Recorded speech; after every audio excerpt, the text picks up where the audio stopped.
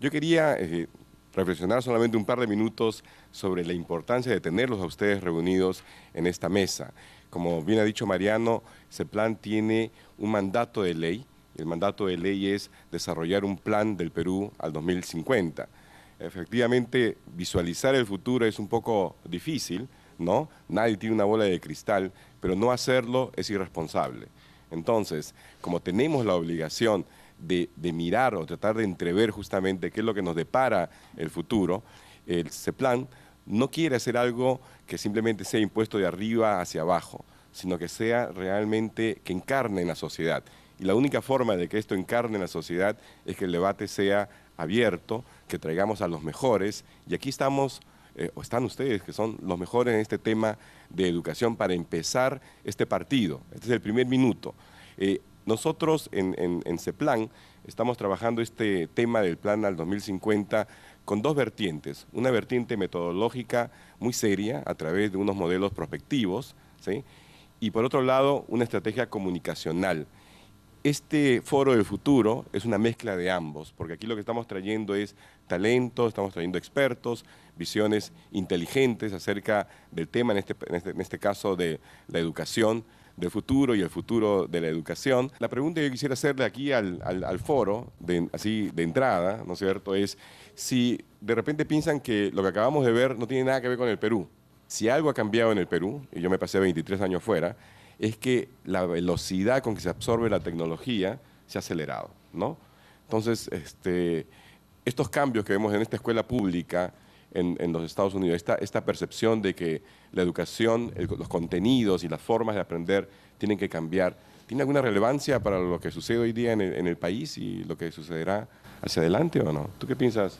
Yo creo que lo primero que uno observa o piensa cuando imagina cuando piensa en educación en el futuro es tecnología, acceso a información y claro, son herramientas que de todas maneras van a existir, van a tener que ser usadas y uno, digamos, los estudiantes casi naturalmente sin que uno les enseñe, casi naturalmente sin que uno les enseñe la van a utilizar.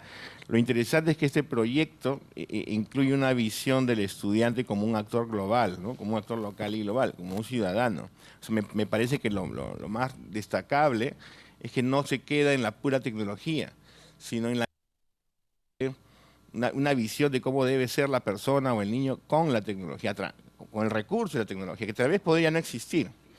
Y mi impresión es que en el Perú no pensamos mucho en eso, pensamos más en la tecnología, en las herramientas, que en lo que queremos lograr, el tipo de persona que queremos lograr. Yo pondría unos 5 retos que yo veo en el sistema de la educación en general, ¿ok? El reto 1 es que hoy día la educación, para mí, de la experiencia laboral y mi formación, es que la educación todavía no sabe cómo tratar la información. Y aquí hay que diferenciar dos tipos de información, una información científica y una información de Internet. El punto 2 es que la educación todavía no sabe cómo tratar la relación entre alumno e Internet. Eso es uno de los convencimientos que tengo hoy día, no saben qué hacer. Si uno ve los artículos, yo he enseñado todo lo que es el tema de lectura y escritura y comunicación. Si uno ve los papers, los artículos que enseñan, al final de los semestres lo que hacen es un copy and paste, ¿ok? Así que aún no tiene la educación una herramienta para trabajar Internet, no tiene. Número 2, todavía no queda claro, y aquí añadir un poco lo que dice mi gran amigo y colega Salas, le añado un poco más, es que no sabemos todavía qué cosa es innovación. He enseñado la última biografía de Steve Jobs en la clase, porque los ejecutivos todavía no quedaba muy claro qué cosa es innovar. Y si Steve Jobs es un modelo de innovación, bueno, ahí tenemos muchos elementos de lo que significa innovación. Por lo tanto, nuevo reto que tiene la educación, que hasta ahora no sabemos cómo enfrentar la innovación. Reto número 3 es la tecnología. La educación todavía no sabe qué hacer. Yo he trabajado en un centro universitario fuera del país donde se invirtió un enorme volumen de tecnología, es decir, hardware, software. Y el resultado no fue muy diferente. Así que si no hubiésemos tenido tecnología. Entonces la pregunta es, ¿cómo se está absorbiendo la tecnología? No me queda claro. Y como estaba hablando aquí unos minutos antes de la reunión, hay un elemento que hay que tener mucho cuidado y que hasta ahora yo no he escuchado en los foros de educación que me han invitado. ¿Qué hacer con la inteligencia artificial? ¿Okay? Si ustedes leen a McLuhan, McLuhan no trató sobre eso, pero lo que dijo McLuhan fue: la escritura no se compara con los nuevos medios. Es decir, la escritura, cuando se inventó la escritura, no hizo la revolución que está queriendo hacer la inteligencia artificial.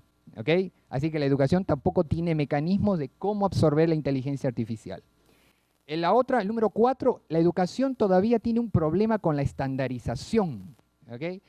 ¿Vamos o no vamos a estandarizar la educación? Hay un enorme problema. El asunto es, ¿qué pasa con sociedades que son no solamente desiguales, sino diversas?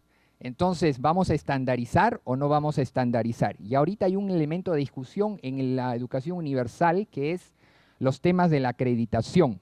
¿Vamos a acreditar o no vamos a acreditar? ¿O vamos a ser ortodoxos en la acreditación o vamos a ser heterodoxos en la acreditación? El número 5, y añado lo que dice mi buen amigo Carlos Anderson, ¿cuál es el papel del profesor? Si hoy día tienes una inteligencia artificial que puede diseñar softwares para aprender a leer, pregunta, ¿cuál es el objetivo de enseñar a leer? Si ya tenemos un software que lo puede hacer mucho mejor. Entonces la pregunta es, no es que acabemos con la lectura y la escritura, sino que el paradigma aún no ha cambiado. Estamos con el mismo paradigma cuando ya hay inteligencia artificial. Hoy día en la escuela, en la Universidad de Tokio, se ha desarrollado un proyecto nuevo que me llegó un informe en el correo. Tengo un colega que trabaja en la Universidad de Tokio, en la Tecnológica de Tokio, que es el MIT, y la idea es que se está desarrollando un software muy intensivo en la comprensión de lectura. Entonces la pregunta es, ¿el profesor queda desempleado? Y el número 6, y aquí termino, es lo siguiente. Todo esto, ¿dónde se soporta? Y aquí añado lo que dice mi buen amigo Salas y Carlos Anderson. La pregunta es, ¿quién soporta esto? ¿El Estado? Parece que no. ¿El mercado? Parece que no. ¿Quién va a soportar todo este peso? Es la ciudadanía. Entonces la pregunta es, ¿tecnología más política? Esa es mi pregunta. Hoy día, gracias a Internet, gracias a las redes sociales, gracias a YouTube, como hemos podido ver, tenemos una serie ya de lo que nosotros llamamos en perspectiva evidencias del futuro.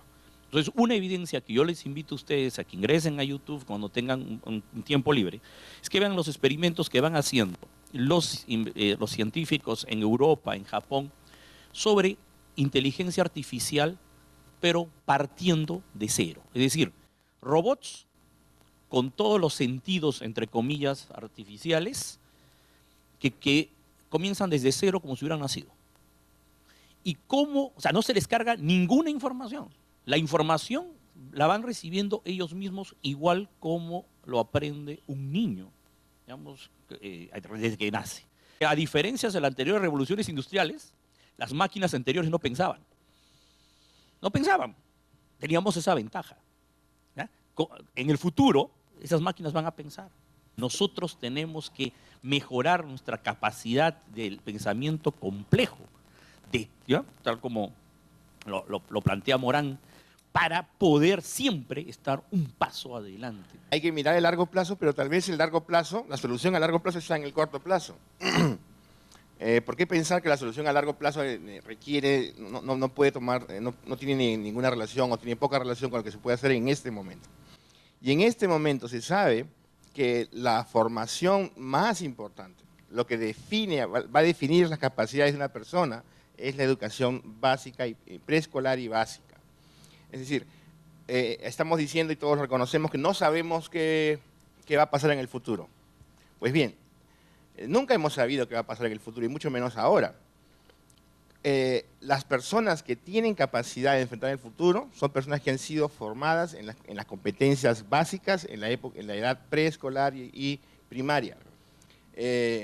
La educación últimamente peruana da demasiada importancia a la secundaria y a la universidad. Tenemos una ingente cantidad de universidades llenas de estudiantes que no saben leer ni escribir, y no saben hacer operaciones matemáticas elementales.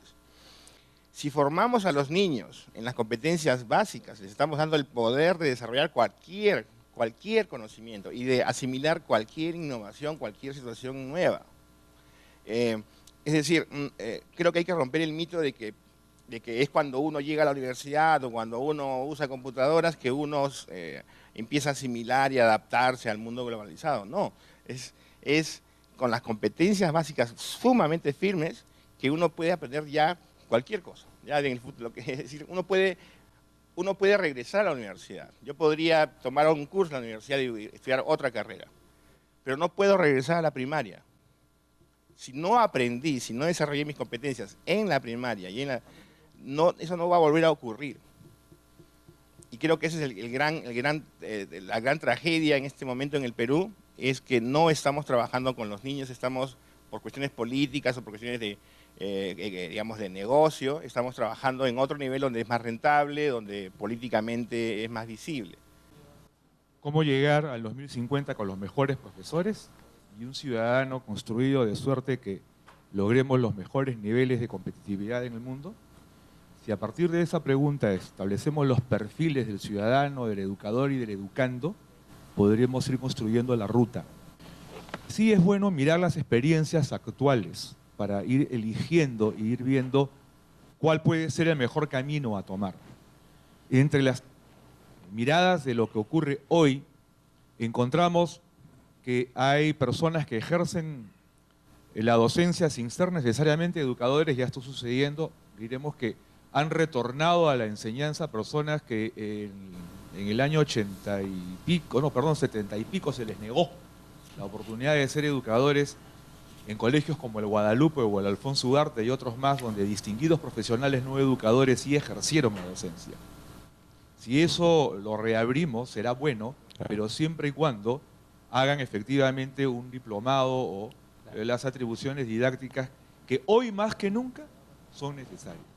Porque no se puede educar si no se conoce la fisiología del educando, la psicología para orientar la mente del chico y, por supuesto, el arte de la pedagogía. ¿Qué está ocurriendo con estos equipos? Estos ya son un recurso didáctico, sí lo son, pero el profesor no está acompañando el mejor empleo. ¿Y qué vemos en universidades como la Católica, ¿no? Donde en alguna oportunidad, con un grupo de profesionales hace unos 10 años, poco menos quizá, veíamos que los chicos llevaban a los exámenes los barbarismos con los cuales en el diario hablar se comunicaban a través del chat. Y eso está creciendo. Y eso está creciendo porque los maestros no estamos orientando esa actuación del chico de hoy. Y cada vez incorporan más barbarismos hasta cuando elaboran sus exámenes, ¿no? Y el profesor tiene que sintonizarse con eso. Ahora bien, ¿eso es bueno o malo? Eso es algo que se tiene que encauzar para que sea lo mejor que deseamos. Los equipos no es que sean un rival del educador, es que los educadores tienen que asimilarlo para convertirlo en un instrumento didáctico real y eficiente.